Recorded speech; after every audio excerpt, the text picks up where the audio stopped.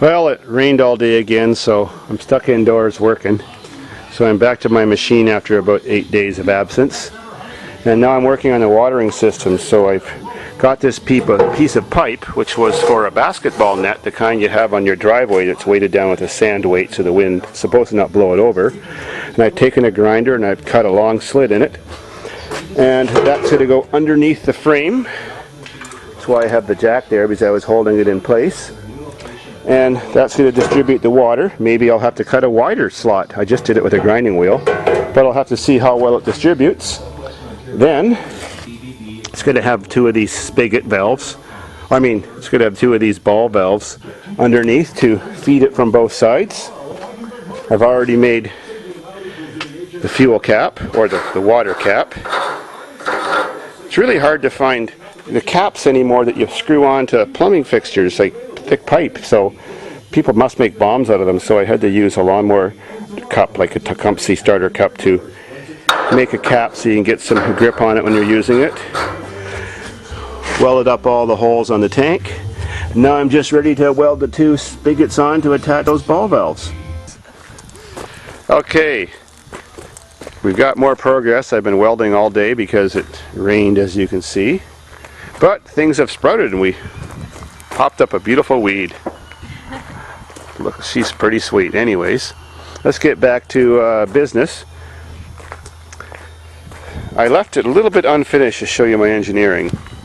There's that pipe I showed you that had the slots cut in it to put the curtain of water across the ground when we're lubricating the track. Now, of course, I left a space here because good engineering. Everything flexes, even though this tank is welded to the frame in a rigid way. And that pipe is welded to the frame in a rigid way. Everything flexes. So there's no way I could weld the pipe from here to here solidly. So I got some rad hose, which I just have to slip down there, put a couple clamps on, and there's a 1/2 inch there, so it's got a flex joint. So that'll never cause a fracture in the future. So it's just old rad hose I saved from every car that I scrap. Of course, exactly the same thing on the other side.